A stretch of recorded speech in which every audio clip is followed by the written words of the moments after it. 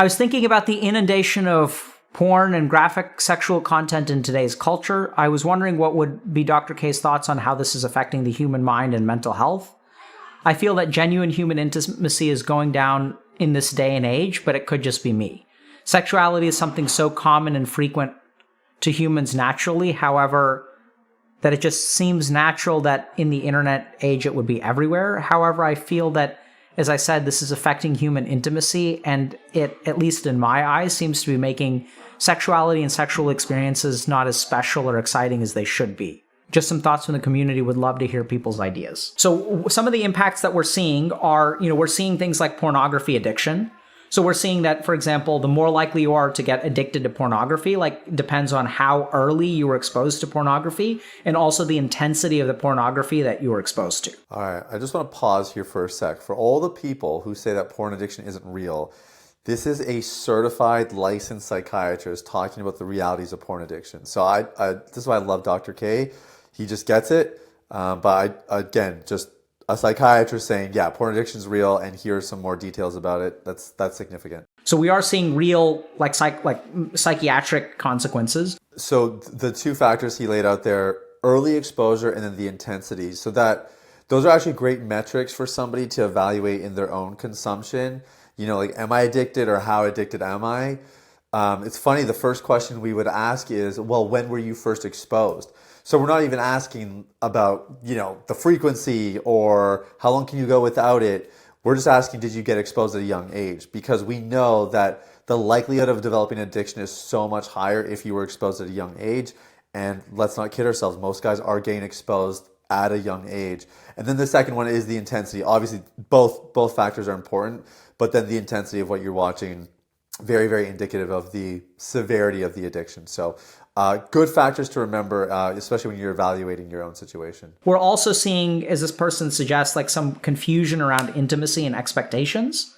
So a lot of people who, grow up watching porn will have particular expectations of what the appropriate response is.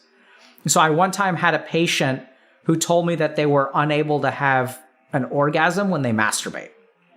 And as I talked to them, I realized actually when they masturbate, they are having an orgasm. It's just in the pornography, there's so they used to say that I can get to the first part of orgasm. I was like, what do you mean the first part of orgasm? And they're like, well, I get a small amount of ejaculate, but I don't get to the full ejaculate. I was like, what do you mean the full ejaculate? And then I realized that when you watch pornography, there's such a copious amount of ejaculate that this person had what I assumed to be a normal ejaculation. I still remember I looked up after an appointment, I looked up what is the average amount of what is the median amount of human ejaculate in milliliters. That is embarrassing, but I've done that as well. So I'm with you with Dr. K. I got you.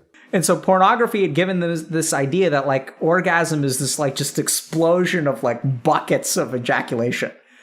And they just didn't understand that, right? So they would actually masturbate and they thought they were busted in some way.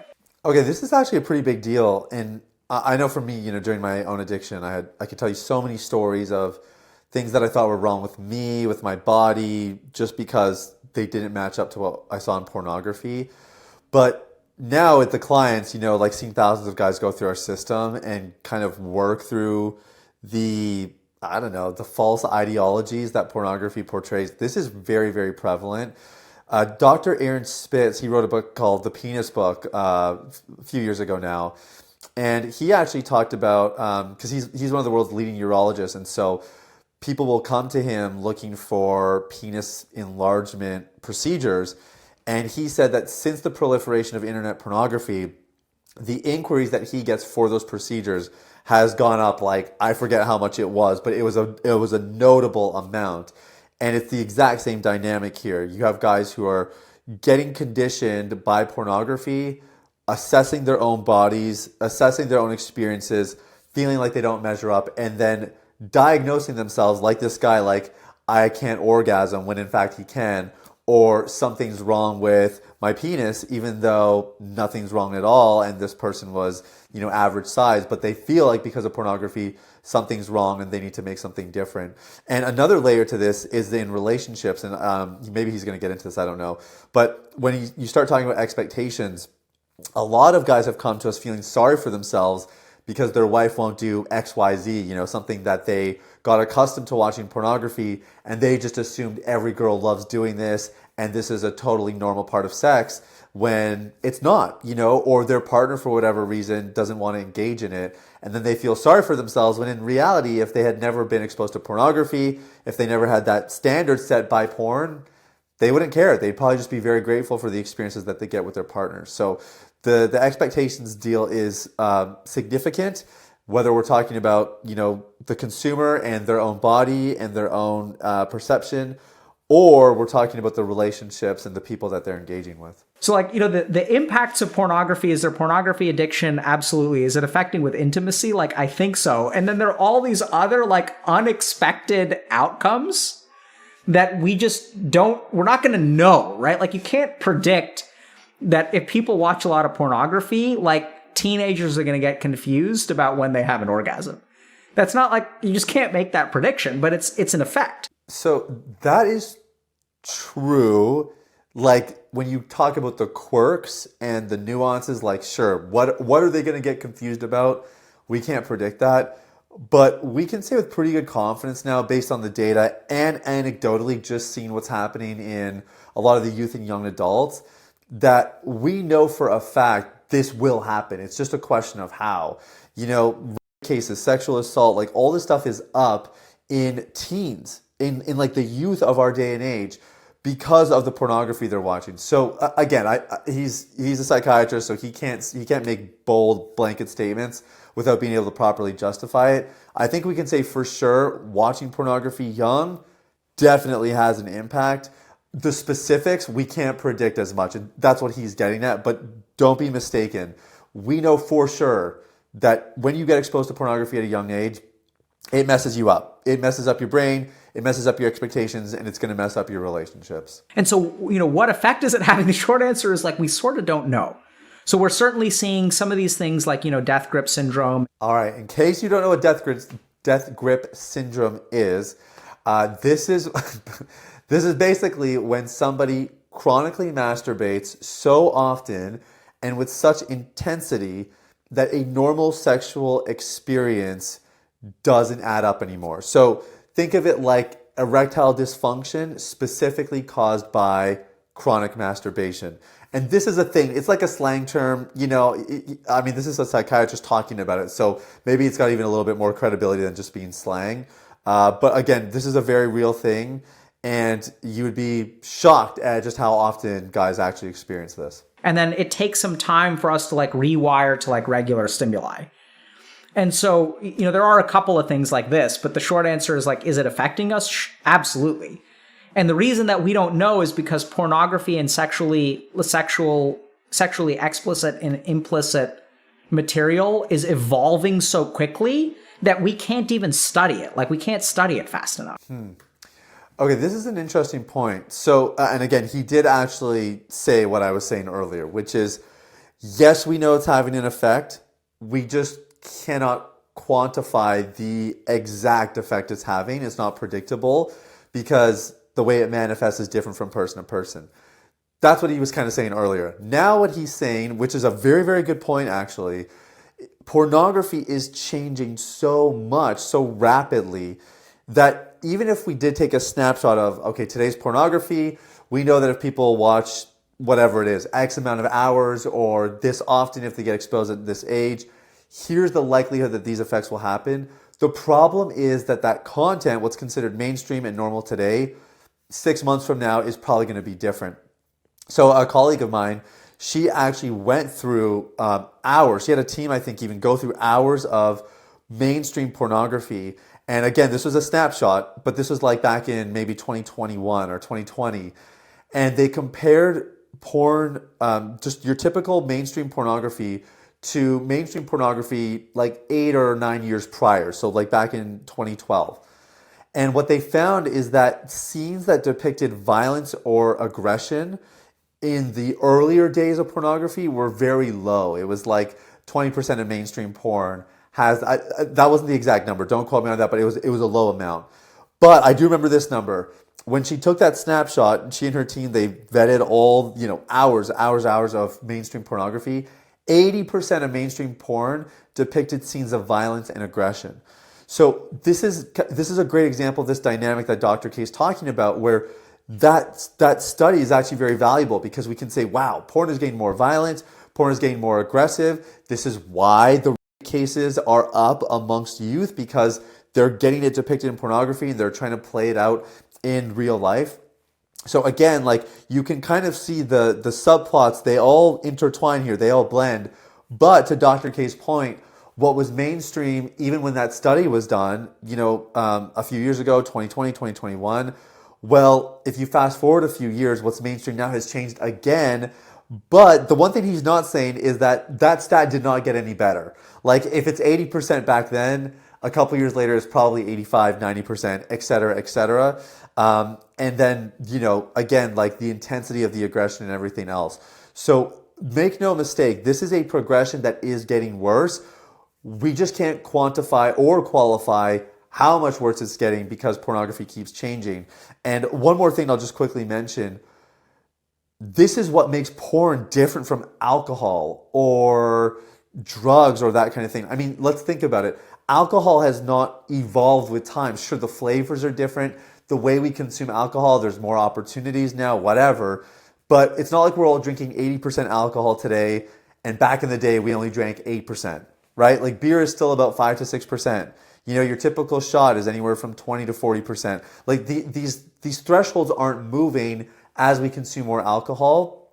Whereas with pornography, the thresholds are changing. These goalposts are moving, and they're what's going to make this a much worse and worse addiction as time goes on here. So, partners for a long time have been concerned that, like, oh, if my partner watches pornography, like, it feels like they're cheating. Slight correction. It is cheating. It doesn't just feel like cheating. And then, like, I think that there's an emotional component. There's a parasocial component on OnlyFans, which is going to exacerbate those kinds of feelings in the people who are vulnerable to them, right? So, like, it's completely possible that, they're majority of the population, or maybe the minority, I have no idea, will be totally fine with, someone donating 100 or purchasing, I guess, $100 or $1,000 of content a month on OnlyFans. Like, some partners may be, like, comfortable with that, right? Because polyamory is also growing, like, open relationships are growing. Like, everything's changing, so that could be fine. Okay, definitely will not be fine for a couple of reasons. Number one, there's tons of data now to suggest that polyamory is a dead end. Polyamory, people who go down that trail always end up in worse quality of life, worse relationship situations. They're more likely to engage in riskier behavior. I mean, there's plenty of data to support that. So the polyamory thing, that's a dead end. So there's nothing there. The other thing with OnlyFans, so he's right. Like, the parasocial component is there. That's what makes people want to engage in OnlyFans, and that's what keeps them coming back. But again, I don't understand how, like, he's being very neutral about this, when I think we know for a fact that this is what keeps the addiction cycles going. This has a negative impact on relationship quality and reported relationship satisfaction. It doesn't just feel like cheating. It is cheating. It's somebody gaining their arousal and really getting those sexual desires met by somebody other than their partner. So that's not going to serve the relationship. So it's interesting for him to be more neutral about something that actually even has data and research to back it up. But at the same time, I think that, like, the reason that OnlyFans is successful is because pornography has evolved. And what people have figured out is that, like, there's an element to pornography that's purely physical. And it started off with a magazine, right? There's, like, zero interaction. And then, like, how much will it prey on our brain if I get, like, interaction with that woman? I can lust for a particular, I'm just sort of thinking about the heteronormative here and a masculine perspective. But, if I'm a man and I'm lusting for a woman, like, looking at a Playboy magazine, like, that's fine. But then suddenly, like, I'm able to interact with the woman. I'm able to get the woman's attention. Like, I'm able to, like, have more contact with her. And we just saw from a post earlier today that, like, you know, people can get addicted to Twitch and stuff because of these parasocial interactions. So there's like you know, what effect is it having? Honestly, as a scientist, the right answer is I don't know, and no one does. Again, that's just not true. If he doesn't know, that's fine. There are tons of researchers out there who would suggest otherwise. He's passed away now, but Dr. Gary Wilson be a great example. Over, you know, 200 peer-reviewed published studies demonstrating the negative effects of pornography on the brain. There's a whole nother subset on relationships. There's another one on the physical body. So again, I think if we maybe can parse the words a little bit, we have an idea of how negative the effects are, but we actually don't have the full extent because pornography is evolving and pornography is changing. The other thing is, you know, and he's a psychiatrist, so he's going to come at this through more of a chemical, physiological lens. But you know, if you think about it through more of the psychological and emotional lens, why do people view pornography?